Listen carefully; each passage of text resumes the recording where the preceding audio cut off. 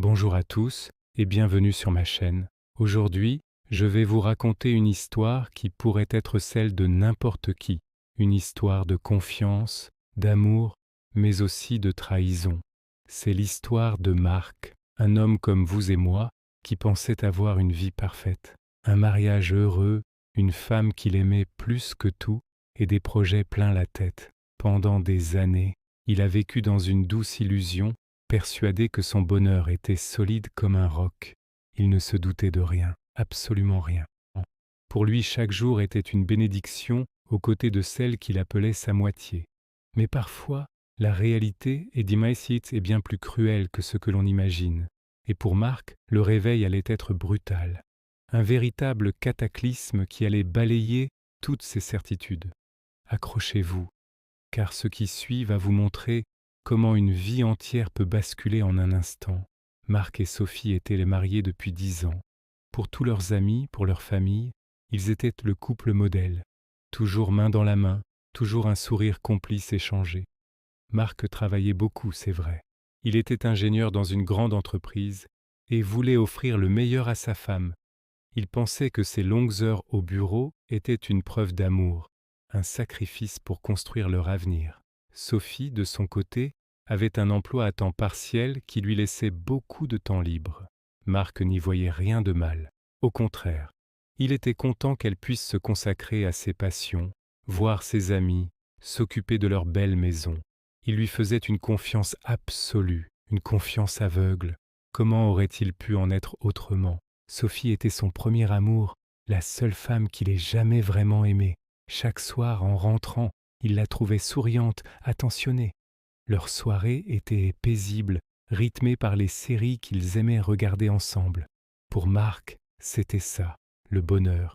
Simple, pur, évident.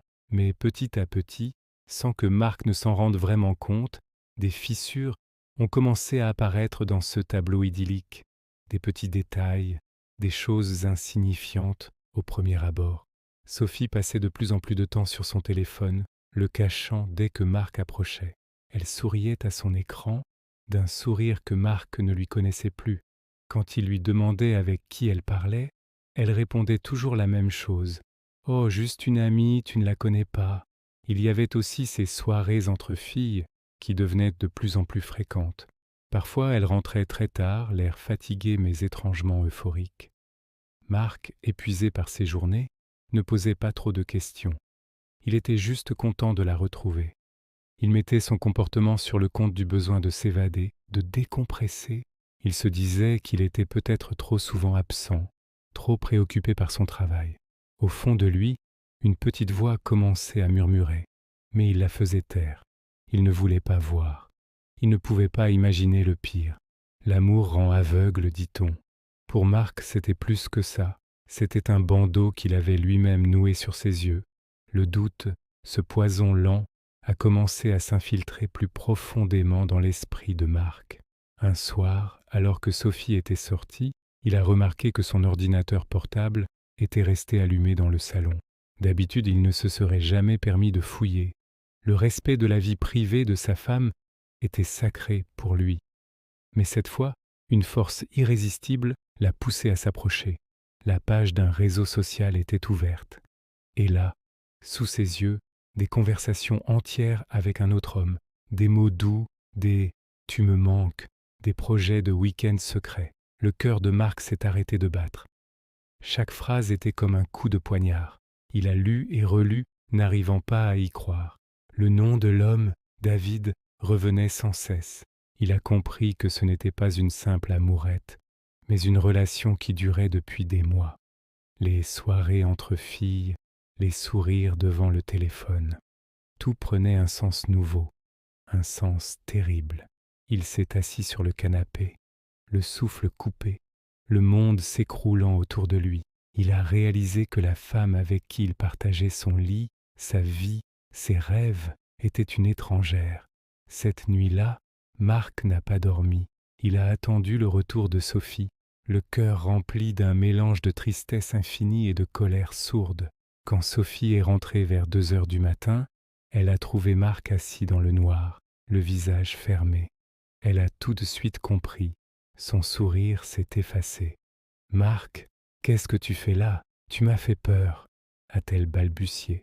Pour toute réponse, Marc a simplement tourné l'écran de l'ordinateur vers elle. Le silence qui a suivi était assourdissant. Sophie est devenue blême, elle n'a pas essayé de nier. Les preuves étaient là, accablantes, et c'est là que tout a éclaté. La colère de Marc, contenue pendant des heures, a explosé. Ce n'était pas des cris, non, c'était pire. C'était une rage froide, une douleur à l'état pur. Il lui a posé des questions, une par une. Depuis quand? Pourquoi? Qu'est-ce que je n'ai pas fait? Les réponses de Sophie étaient consignes sans sauter confuses, pleines de larmes et de justifications bancales. Elle parlait de routine, de solitude, du sentiment de ne plus exister aux yeux de Marc, toujours plongé dans son travail. Pour Marc, ses excuses étaient inaudibles. Il ne voyait qu'une chose, la trahison. La femme qu'il avait mise sur un piédestal venait de tomber, et la chute était vertigineuse. Cette nuit-là, leur mariage a volé en éclats. Les 10 années de vie commune, les souvenirs, les projets, tout a été réduit en cendres par la révélation de ce mensonge. Les jours qui ont suivi ont été un véritable cauchemar pour Marc. Il vivait comme un automate. Le matin, il partait au travail, le visage impassible, mais à l'intérieur, c'était le chaos. Il ne pouvait plus regarder Sophie. Chaque recoin de leur maison lui rappelait son mensonge. Il a décidé qu'ils devaient se séparer. C'était la seule solution possible. Sophie a pleuré, l'a supplié de lui pardonner, de leur donner une seconde chance. Mais pour Marc, la confiance était rompue, et sans confiance, il n'y avait plus rien à construire. La procédure de divorce a été lancée. Ce fut une période extrêmement difficile. Marc a dû faire face non seulement à sa propre douleur, mais aussi au regard des autres, à l'incompréhension de leurs amis communs qui les croyaient si heureux. Il a ressenti un profond sentiment de solitude. Il avait perdu sa femme, mais aussi l'image qu'il avait de sa propre vie. Il s'est senti stupide, naïf d'avoir été aveugle à ce point. C'est une épreuve terrible que de devoir déconstruire tout ce en quoi on a cru.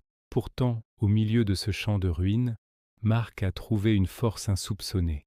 Il a commencé par se concentrer sur lui-même. Il s'est mis au sport pour évacuer sa colère et sa tristesse. Il a renoué avec de vieux amis qu'il avait un peu négligés. Parler, partager sa peine, l'a énormément aidé. Il a compris qu'il n'était pas responsable de la trahison de Sophie. Il avait ses torts, bien sûr, peut-être celui d'avoir été trop absent, mais rien ne justifiait le mensonge.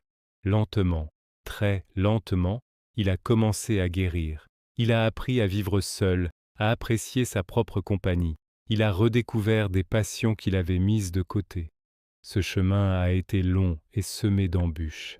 Il y a eu des jours de doute, de tristesse intense, où l'envie de tout abandonner était forte. Mais Marc s'est accroché. Il a compris que cette épreuve, aussi douloureuse soit-elle, était aussi une occasion de se réinventer, de renaître de ses cendres. Aujourd'hui, plusieurs années ont passé. Marc a refait sa vie. Il a rencontré quelqu'un d'autre, une femme avec qui il construit une relation basée sur l'honnêteté et la communication. Son expérience passée l'a rendu plus prudent, c'est certain, mais pas aigri. Il a appris à faire confiance à nouveau, mais une confiance plus éclairée, moins aveugle. Il a compris l'importance de communiquer dans un couple, de ne jamais considérer l'autre comme acquis et de toujours entretenir la flamme. Quant à Sophie, il n'a plus beaucoup de nouvelles. Il sait qu'elle a continué sa vie de son côté. Il ne lui garde aucune rancune, juste de l'indifférence. Il a pardonné, non pas pour elle, mais pour lui-même, pour pouvoir avancer. L'histoire de Marc nous montre que même après la plus terrible des tempêtes, le soleil finit toujours par réapparaître. On peut se sentir brisé, anéanti, mais il est toujours possible de se reconstruire, de retrouver le bonheur, et souvent d'en sortir plus fort et plus sage. Cette histoire, bien que personnelle, touche à des thèmes universels, l'amour, la confiance, la trahison et la résilience. Elle nous rappelle que la communication est le pilier de toute relation saine. Ne laissez jamais les non-dits s'installer. Si vous traversez une période difficile, que vous soyez dans la position de Marc ou que vous vous sentiez perdu dans votre couple, n'hésitez jamais à en parler. Parlez à votre partenaire, à des amis, à votre famille ou même à un professionnel si vous en ressentez le besoin. Le silence est souvent le pire ennemi. Votre bien-être mental est primordial, ne l'oubliez jamais. Il existe toujours des solutions et des personnes prêtes à vous écouter sans jugement. Voilà, c'est la fin de cette histoire poignante. J'espère qu'elle vous aura touché et peut-être même apporté quelques pistes de réflexion. La vie nous réserve parfois de dures épreuves, mais la capacité de l'être humain à se relever est incroyable. Si vous avez aimé cette vidéo, n'hésitez pas à laisser un pouce bleu, ça m'aide énormément. Partagez votre avis ou votre propre expérience dans les commentaires, toujours dans le respect et la bienveillance. Et bien sûr, si ce n'est pas déjà fait, abonnez-vous à la chaîne et activez la cloche pour ne manquer aucune de mes prochaines histoires. Merci infiniment pour votre écoute et votre soutien. Prenez bien soin de vous et je vous dis à très bientôt pour une nouvelle vidéo. Ciao.